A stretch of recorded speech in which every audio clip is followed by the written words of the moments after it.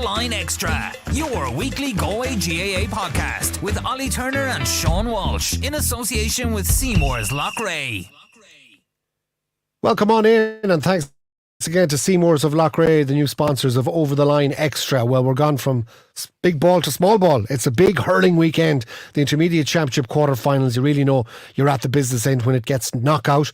And the last round of group games in the Senior Hurling Championship, which will lead to a little bit of jockeying for position, and maybe Sean Welsh just opening up a path that might be a little bit easier for some clubs rather than others. Yeah, and I suppose looking at the Senior Championship, I think at the minute in Senior A, the 6 of the teams are as good as in the knockouts. So what you're going to see at this weekend is jockeying, as you say, for the preliminary quarterfinal place, and then probably a lot of teams will aim to try and get into the top 2, which gets you into the quarterfinal direct. Senior B, I think, is where there's going to be a lot of action this weekend, because the top 2 teams in Senior B, we know, go into the new senior format next year. So that's where the real story is going to be. And really, I suppose the pride of place this weekend is the intermediate quarterfinals. I think so. And we've been talking about for the last few weeks, this championship, the way it's set up, it's a fast championship. You're now into the real do or die stuff and that. So the 4 quarterfinals, we look forward to them. Like, there's big games if you look at, Loughrea, Cappy, Thomas's, Turlock, but how big are they? So I'm going to ask you to start prioritising, because it's far more important, I think, that we look at those intermediate quarterfinals in detail, because for 4 clubs, their season is over. It is, and I suppose the other thing in relation to the intermediate championship, we had 4 of the 8 already through after 2 rounds. So this is the real do or die stuff. And I think what we're seeing in intermediate, maybe sir, we might start with intermediate in fact, is the 4 quarterfinalists here.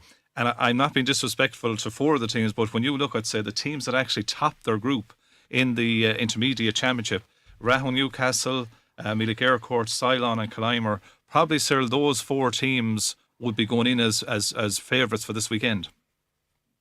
They will, yeah. There's no doubt about that. Clymer are kind of they took up where they left off last year. They were very unlucky last year in the final against Mike Cullen, and they should be good enough to for the 4th second team. They're a strong physical side, kind of doing great work there, and they look kind of extra special. Ceylon are the team, Sean, that's kind of the new team on the block to me. Their players really been a revelation this year, and Kinvara with Conor Whelan missing, Ceylon should be good enough there. Mealy Court and Abenakmai.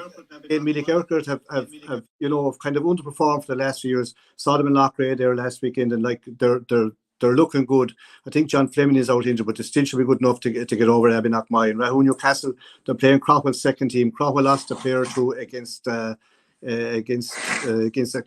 the last day to the senior, so that should put Rahon, Newcastle. There's a graphic we'll show it in a little while as well, Ollie, but you can see the consistency of some of these teams. That Clymer, for instance, in the last 8 years, they've been in 5 quarterfinals, 1 semi and 1 final, right?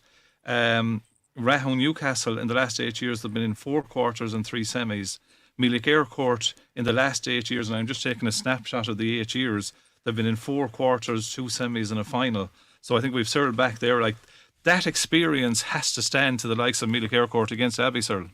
It should, yeah. It should be good enough. They feel that they're good enough to be challenging every year, and they feel that they're good enough team to be up senior. So do Clymer. They would feel that they should be up senior. So Rahon, Newcastle have been knocked around for a while, but I'd expect, as you said, that the four teams that are on top, you'd expect them to come through. But look, it's knockout matches, so it's completely different, to the senior finals. Senior matches are on this weekend, because there's a different atmosphere when it's knockout. The winner will take all, and the loser is gone for the year, which is a long time around to next year. And I suppose the Ceylon Kinvara game, Ceylon have done very well. They reached their first quarter-final last year. They're backing it up this year. They've only come up out of Junior A in the last few years. They've done very well in the last 2 leagues as well. They're taking on a Kinvara team who are without Conor Whelan, I think. I think there's a chance that Conor Whelan might be back in the country for this game. And Ceylon will probably be aware that could happen. Yeah, well, there's rumours that he will be back. Now, might be only rumours, but to me, Ceylon will be still favourites. They are the new kids on the block, but they're becoming very, very consistent. So you know, it's in their own hands. Now, Conor Whelan will be a loss to any team, club or county. He's back, it'll give Kinvara a big injection, but maybe he won't be back. You just don't know. The Rahul Newcastle Craughwell game, Turlock and Craughwell, they're two second teams in the last 8. So it's an indication, I suppose, of their hurling population in both clubs. But for Craughwell, just up out of Junior A, they've done very well. No more than Turlock. They are losing a few players as the senior championship goes on. But Rahul Newcastle, unbeaten in this championship, and with the likes of Andy Dunn, Tony O'Gree and Colin Henbury, they'll want to lay a marker here, won't they? They will, yeah. Like they've been knocking on the door for a while as well, like, and they have the full string team this year. And as I said, like Craughwell and Turlockmore, they're showing like the populations that they have. Like they have a lot of, say, the great underage teams, but also like a lot of adult teams. They can field 3 or 4 adult teams, which most clubs can't, especially out the country. Now, okay, they've been kind of taken off the intermediate and so have Turlockmore, and you'd expect like that the Rahoons and the Mealy Aircourts and the Cylons and Climbers, any of these should be able to beat a second team, but it doesn't always work out that way. So, like, it looks like the 4 top teams are going to come out of the semi-finals. That's what it looks like. But, you know, sometimes, Sean, you always get these, these upsets, which can happen anytime. And this is the question, isn't it? If you're going to pick somebody who might be vulnerable out of those 4 group winners, who's the most likely to be put under pressure, do you think, Cyril? Well, if Kinvara have Conor Whelan back, if he's back, like he's a big player to be missing. Like usually he plays really fantastic for Kinvara. Remember a few years ago they were playing Kilkenny and he nearly beat them on his own. Like they got to go in the last minute to win the game. But he's that type of player. Like he'd be a lot to count him. If he's back, he'd be a big kind of plus. And you could see Kinvara causing. It wouldn't really upset, but I think they wouldn't be favourites. But if he's not back, as most Cylon should win it. Cylon to me be the ones that want to be careful because they are inexperienced compared to others at this stage of the competition. Yeah, and I suppose the other thing for all of these teams, the prize is huge. I mean, you were involved with Clymer a few years ago, Cyril. The final last year, that late goal was a cruel kind of a learning lesson for Desiree O'Brien's team. You would imagine that will drive them through, but again, that's no guarantee. No, there's no guarantee. But like I was involved with Noel Murphy there for 1 year, the year that they, like the COVID, and that year their pitch was being drained, and they had no pitch either. But they're a good side, great tradition of hurling out there. Desiree O'Brien has taken them over there now, and Hanron and these boys are doing a great job. Very unlucky last year, Sean. We're at the match, very, very unlucky. So like it's theirs for that. They will feel that they should be in the final and probably feel it'll be hot favourites. Now, if the final turned out to be Clymer and their neighbours Mealy Aircourt, that would be a great game because it could go either way. But Clymer will be favourites to get through. And look at Turlockmore had a good side. I know they lost a few players, but they still have a great hurling tradition. They won't go down without a fight either. It's going to be hard. And that's just the exhibit that we're looking at there. You can see the impact of some of the teams that have been knocking around the latter stages, Ollie, of the championship in the last few years. That 8-year sample that we took, you can see Craughwell just coming up last year, for instance. Turlockmore came up in 18. Cylon, as I said, there's a real success story coming here, only coming up from Junior A in 17, have really settled into it. But you can see, we'll call them the East teams in particular, they've been knocking around quarters, semis and finals. That experience is invaluable, but probably it's a pressure cake in its own way as well. Well, you can see the curve, and of all of the teams there, Clymer is the most obvious one, where you talk about building from 2016 and just couldn't get over that quarter final. It was a real problem for the club, the psychological thing of getting through the group, no problem, and then okay, a lot of it was unlucky. A couple of years they'd lost to teams that went on and won it. But the point is, to get that breakthrough in 19 and get into the semi-final, that was the first hurdle. Then lost that one. Okay, that was disappointing. Really were, for many, the best team in intermediate last year, but the final went against them. And all credit to Mike Cullen. We've seen how well they've developed. And we've seen how well they've done. So it just shows you there is a bounce factor as well that you can get out of this. But look, at everything points towards this is heading in one direction for Clymer to win it. If they're not to win it this year, Cyril, it's going to be a big, big blow because like they've got all of the motivation. I'm sure they're still showing video clips of what went wrong in those closing moments against Mike Cullen, and that takes a bit of learning as well. And whether you like it or not, Cyril, there is the bounce of the ball element in championship matches too. Sometimes it can go against you. Like in last year, they're very unfortunate because Young O'Grady in goals, like he made a mistake, but like he's a top. He'll love to get back at this stage. I'd say they're dying, Sean. We're at that match. They're dying for this stage to come back from last year. You know what I mean? So like they'll be looking forward to it. There will be pressure. but I think they're ready for it to go to get into the semi-final and final. They're to me they're the favourites, especially if young Fleming is out for Aircourt.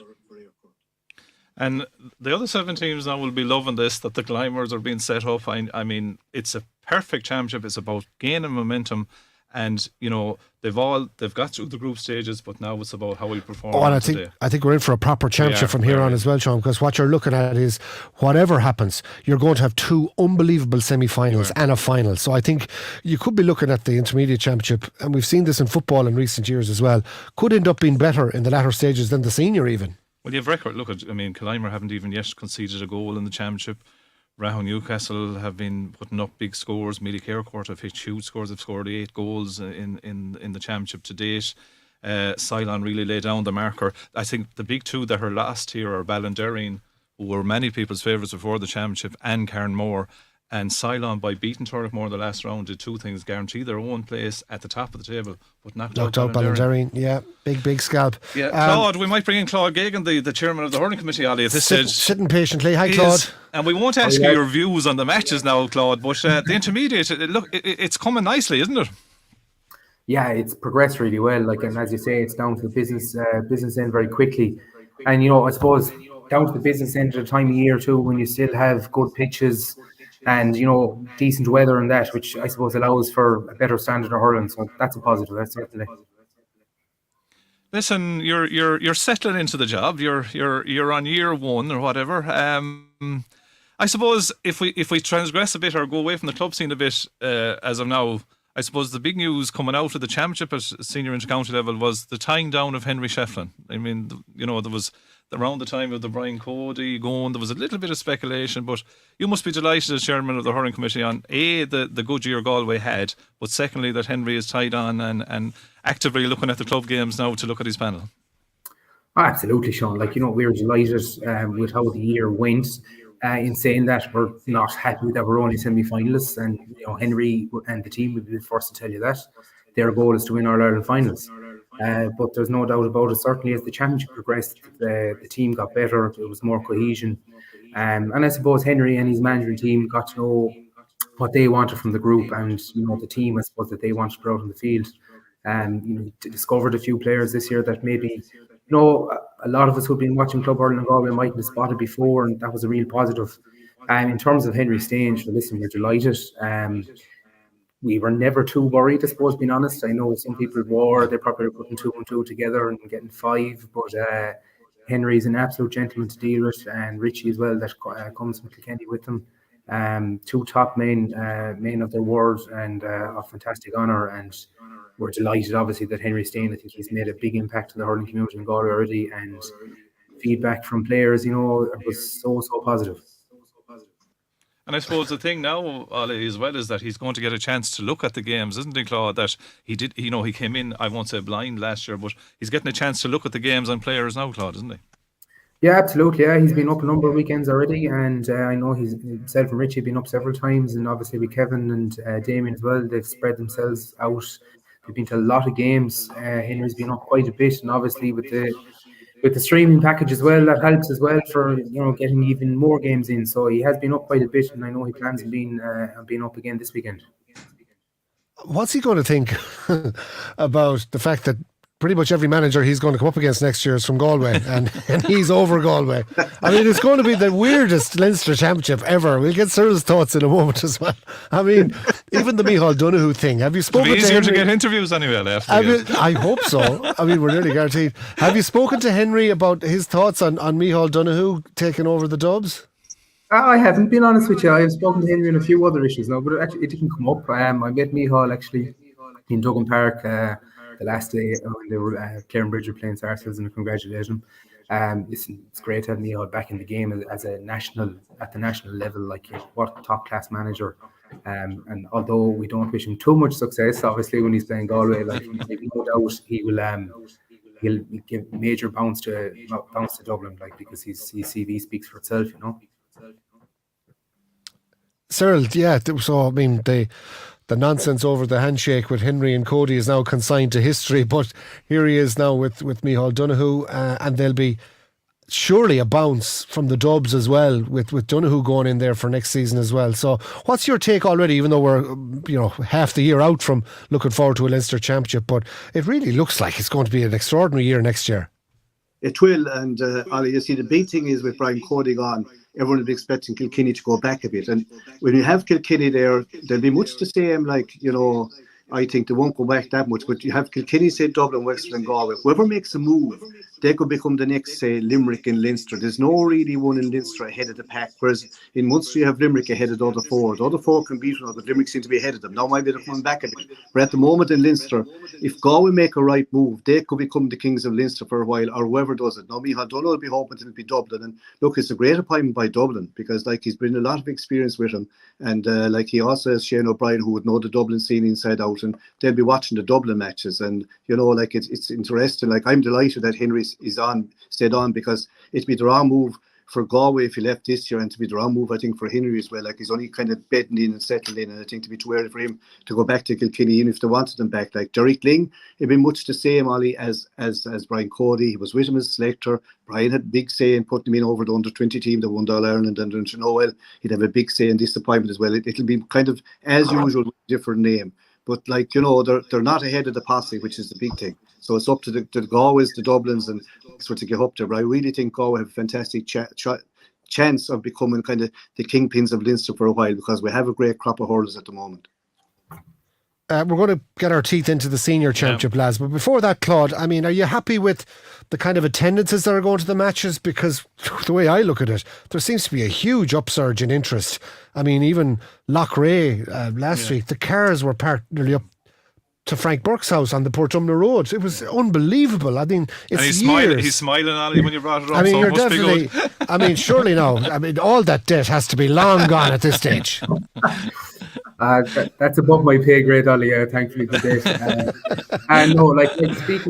Speaking, I suppose, to Mike Burke, obviously our county treasurer, and Mark Gotcha, the operations manager.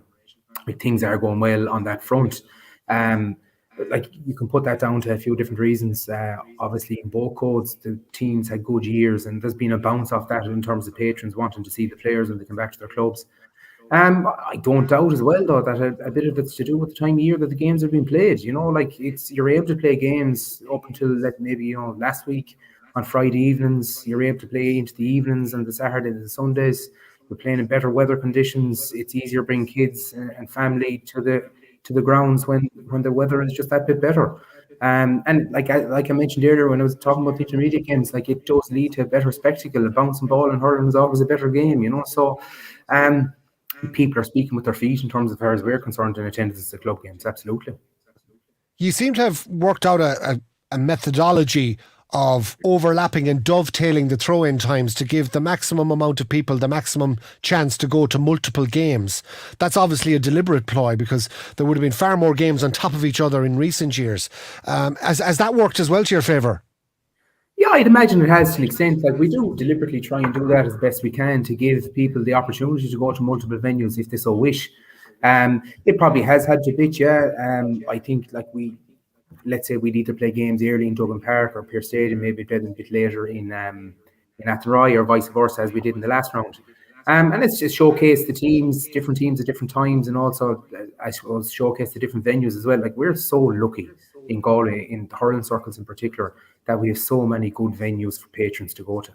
Obviously, we have standard bears at Pearse Stadium and Kenny Park and Dublin Park, but we're so lucky too in the club grounds that are made available to us, in Loughrea, Gort, Kilbegan has come on board this year. Super club grounds. And, I've been watching a few games from around Gort is a perfect case in point. Yeah, I've been watching a few games around the country on streaming services, and some of the grounds don't compare at all. We're so fortunate. Yeah, there's no question about it. And of course, a lot of that is down to the clubs themselves and the work that they do. But of course, the big bugbear here is the lack of lights and what we could be doing. And we keep harping on about it. But is there any sort of a sign that we can make? Dugan Park is the obvious case in point. But in terms of Thomas's aren't going to put up lights or anything, or Colin Burke hasn't a few lights on the side there or anything like that. No? Well, this is the point. Right. Yeah. I would. It is. No, listen. It is, I suppose, the big infrastructure miss that we do have in Galway in our county grounds, that only Dublin Park is lit and has available for games at evening times. It is a big issue that we have in Galway, and I know it's one that is high on the priority list. Infrastructure Committee, led by the Vice Chair of the county, Mary Judge, has that, I suppose, prioritised, and we do hope in the not too distant future to be able to light Pearse Stadium. Now, there are challenges with that, and there is a certain expense with that, but it is an investment that has been talked about at board level now, and I think has a general consensus of support behind it, just to try and drive the project on now. I know you've got those 5:00 Sunday evening games again this weekend. Will they start to be brought forward maybe from the following week, or those you're kind of using that slot for the big games of the weekend on Saturday and Sunday? Could we be looking at kind of 4:30 maybe from Sunday week on? Yeah. Obviously, we'll move with the time, so to speak. As the evenings draw in, we'll have to move back with that. I suppose as the amount of games that we have reduced as well, we won't have that doubling up nature that you mentioned earlier, trying to have earlier games and late games as well. So, we won't be, having to do that as much. So definitely, you're right, Ollie, and the times will start to come back, as the rounds progress now. And one of the topics that has dominated this podcast for the last few weeks is the whole concept of, would say, the concept of, I lost my train of thought there now for a second, but the split season, right? How could I forget it? Because everywhere I'm going, everyone is talking about it. Is it too early yet to evaluate? I mean, there's no doubt that, Claude, that the club championship, no more than the county championship, once it starts, it's full on. Injuries or whatever, guys don't get a chance to recover. We know then we're heading to the 16-team championship next year. Your initial thoughts, and I'm not asking you to nail your colours or whatever, we'll have to see it all worked through, I know, but your initial thoughts? Initially, listen, like anything that's new, of course, there might need to be tweaks and small changes, but I think as a concept, it's working. From administration point of view, it's great, I suppose, to be able to box off the two different seasons. You have your inter-county season, your club season. They're not overlapping in the administration point of view. No, that's not what really matters, of course. The real thing that matters here is the players. Anecdotally, the information I'm getting back from having conversations with players is that they're overall very positive about it. I suppose players want to play games, and the season, I suppose the nature of Galway being a proper dual county, it's every 2 weeks for hurlers only, let's say. Of course, it's more demanding, of course, on the actual dual player, but they like the notion of games rather than playing 2 games and not playing another club match for 3 months. I think in general, it's going fairly positively in my eyes. Let's get into the matches, lads, because time is moving against us. Cyril, we're looking in particular, I suppose, at the fixtures in Senior A, and a lot of that is just jockeying for position as regards quarterfinals, prelims. But the 2 games in Athenry, you're talking about 4 teams who most probably will be at the business end of this championship, and maybe all 4. Thomas's Turlockmore, Loughrea, Capitagal. Thomas is obviously again pushed to the pin of their collar by Castlegar last time out, but came up with the answers. What kind of a challenge can we expect in this game? Are they going to be even going full throttle for it, both teams? Well, I think when you put a jersey on, let it be club or county, you're going to go out and do your best. Like this notion of saying, well, it doesn't matter whether we win or lose. When you put the players being players, are going to want to win. Now, Turlockmore would definitely be pushing for a win, and they have a few players back. They're a new team on the block. They're kind of maybe underachieved, I would think, with all the failure teams they've had. And sure, Thomas's are like a fantastic, probably one of the best club teams, if not the best club team ever, And they're playing out with a few injuries and get maybe a few more. They're getting it harder to win, I suppose. But they're the masters of winning matches that you'd say are gone from them. And the first game they played out this year against Sarsfields was absolutely fantastic. Probably didn't hit that height since, but it probably didn't have to. Again, they'll be favourites to beat Turlockmore this weekend, but it wouldn't be any shock if Turlockmore beat them. But they're very hard to beat. They had to put out all the stops. I'm looking forward to seeing them again, because to me, they're great at recycling the ball. They're great at filling the positions on the pitch that you think maybe, well, they're missing such a fella. What are they going to do now? But they're ready to come up with all the answers. And they have the leaders up the pitch, which is the big thing. If you're trying to build your own club team, you could look at no one better than Thomas's to copy really what they're doing. Like they're up on what, 20 something now? 22 games unbeaten, which is phenomenal. That's serious. And like as Cyril said, like you're missing David Cherry and Shane Cooney. You know, whether Shane Cooney will come back later on in the year, I don't know. But like it's almost seamless. And in every game, as Cyril said, like they've been put to the pin of the collar, but they find a way. Like and I have to say, I thought against Ballyhale this year in the All Ireland Club semi-final, I thought it was one of their best performances ever. I think, to a degree, they could even be improving to some degree, right? Yeah. Well, I think that's obviously next on their agenda is another All Ireland Club title, Cyril. Yeah. Listen, to me, they were the best team. I know they were beaten, but to me, they were the most unlucky team. It was the best display I ever saw them playing. Maybe they played better against Sarsfields, but this is an All Ireland winning team at club of Ballyhale, and it was ironic that Ballyhale got caught at the very themselves as a sucker punch in the final. But to me, the best club team last year, they're talking about Ballygunner, but I would put up Thompson with any Ballygunner, the way they played. Like, it was fantastic to see, and they pulled out all the stops, played very well. And as Sean referred to, they're very good at filling the spots when there's injuries. Like this is the thing they're able to do seamlessly. Like, and they haven't a big pick. Like they're a rural club, and they're probably the last of the real strong rural clubs the way things are going with the way the population is going. But they're a joy to see. But Turlockmore have a lot of players, and Turlockmore will be very hard to beat. Like, I just think they might be very, very hungry. It wouldn't be a shock to me if Turlockmore won the weekend.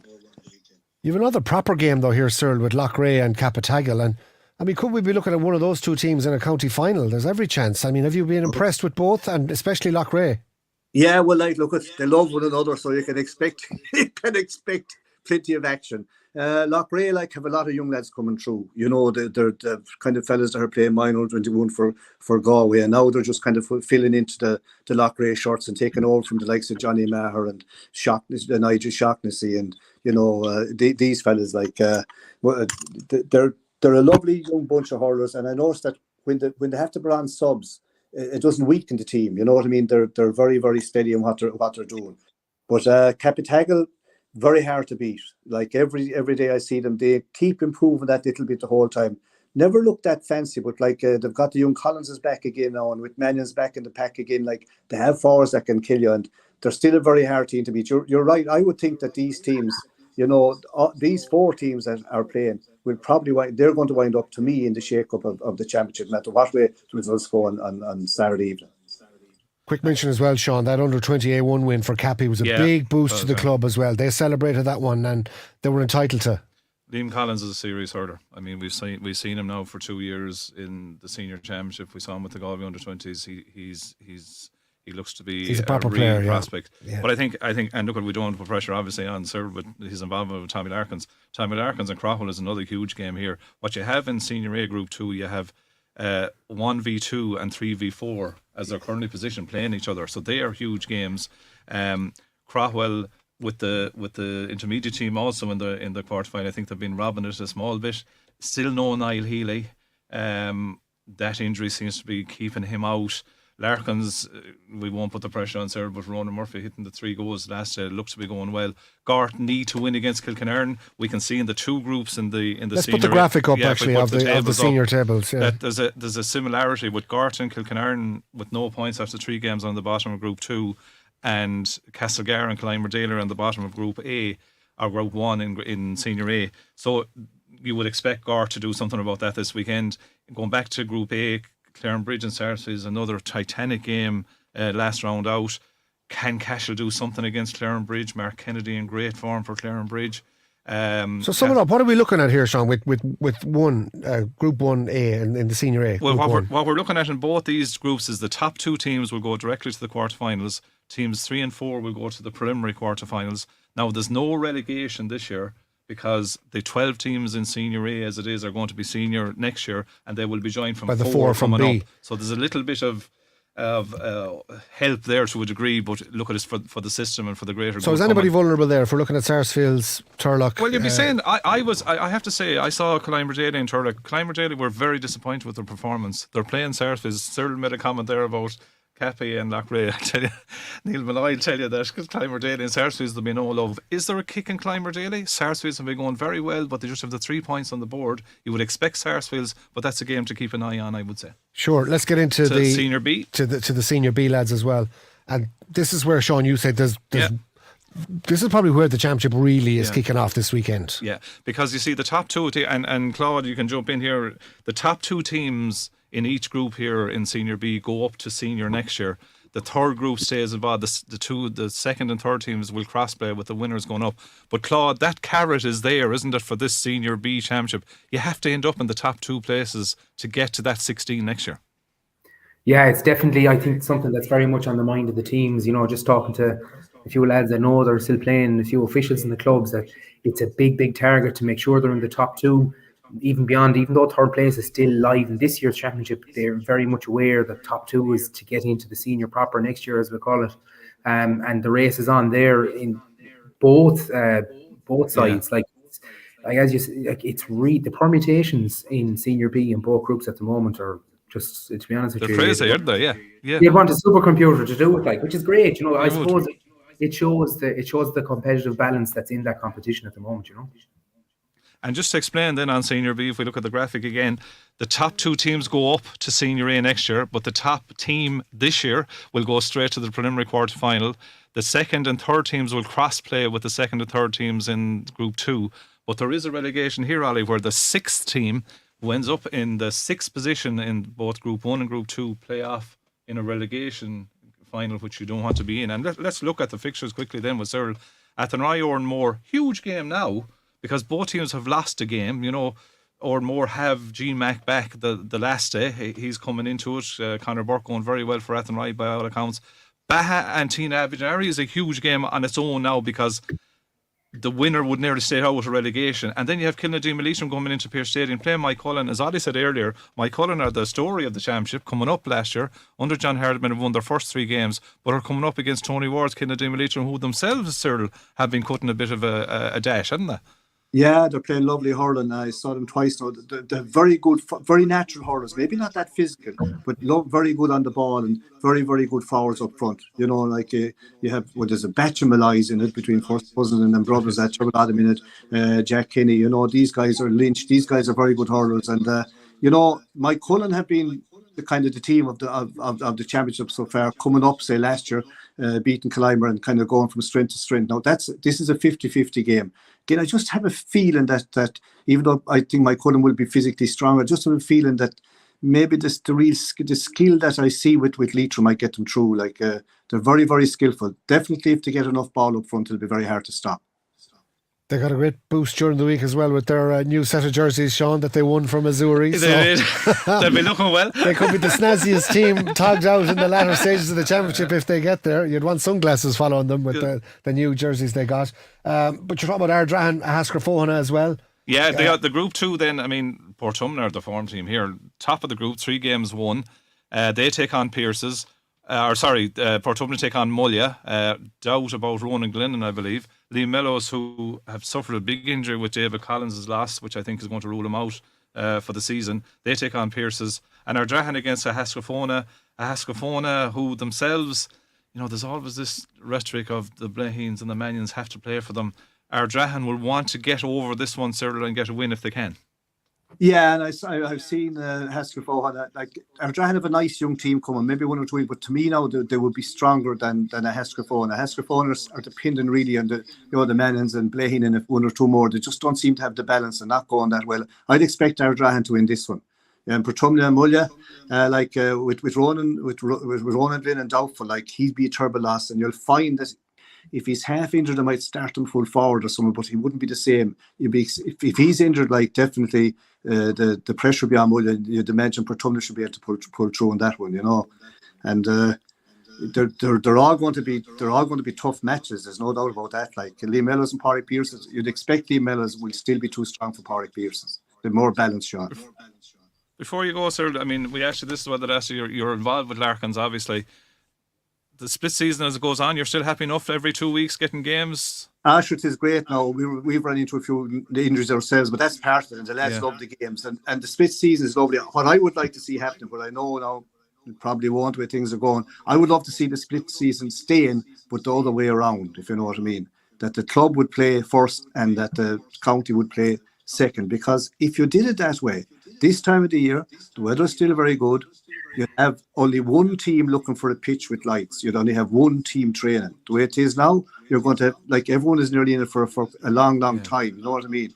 And you'd have to stop another thing. You wouldn't have this big exodus going to America, during the summer, or even Australia, because the county boys would stay at home to play at the county. You see, it's very tempting to go off for a few months. We're only missing a few games. That would stop all that. I just feel that to benefit the clubs anyway, if it was the other way around, that the club was first and the senior championship was second, the inter-county championship. Before we wrap up, Claude, the under-20 championship is running parallel. The minor championship is running parallel. There's a lot of overlap, obviously, between both sets of championships. But I think you're at quarterfinals now in minor, aren't you? The under-20, as Ollie said, there's been a few finals and there's 2 more coming next week. Yeah, like things are, as you're right to say, Sean, things are running parallel. So, like, most people, if they are an underage player, whether it be 20 or minor, are probably playing 2 grades on playing minor on a Sunday and 20s on a Wednesday, or if they're playing senior, again, Sunday, Wednesday. No, we've been delighted with the under-20 competition in particular, its placement.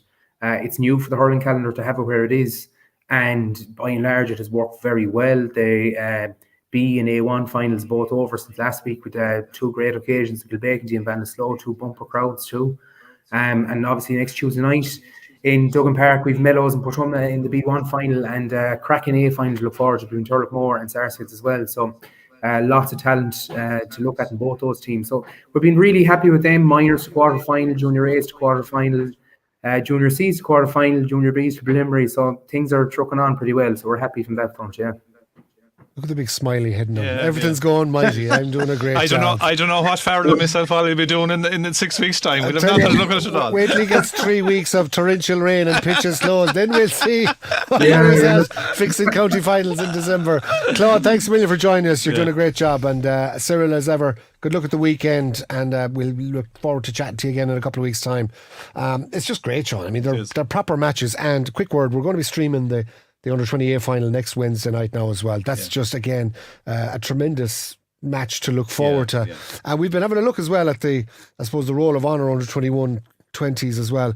And it's amazing how clubs come with a team and they hang around for that kind of 2 or 3 years and then somebody new comes. It is. And look at that under-20, the 2 semi-finals were 2 cracking games. Sarsfields overcame a highly rated Clarenbridge team who were coming off the back of winning a number of minors. Moore and Turlock was a cracking game. Was it last Wednesday evening? It only came down to the wire. 2 late points got Turlock over the line. Sarsfields have a series team. I think it's the 3rd time that they've met this year. Sarsfields have been the dominant team. When you look at John Cooley, Alex Kinnear. But what I really like about Sarsfields, I mean, Adam Donoghue, Darren Murphy are breaking onto their senior team and making impacts already at under-20. But we're looking forward to all these games. There's no doubt, I still think we could do it a little bit more tweaking. There's an awful lot of activity going on at the one time. Maybe it could be elongated a little bit here and there, but we look forward to it. And what's more is we can look forward to these games without having to bring along a ladder and have a look in over a wall. That's true. Thankfully we're past that end of it. It's been a tremendous 35 minutes in the company of Claude Geoghegan and Cyril Farrell. My thanks to Sean Welch, and our thanks again to Seymours of Loughrea, who are on board with us for Over the Line Extra. Next week we're looking at the football championship as we wind down with the final round of group games at senior, and we've got the intermediate quarter-finals. So the club action just keeps on giving. Thanks for watching.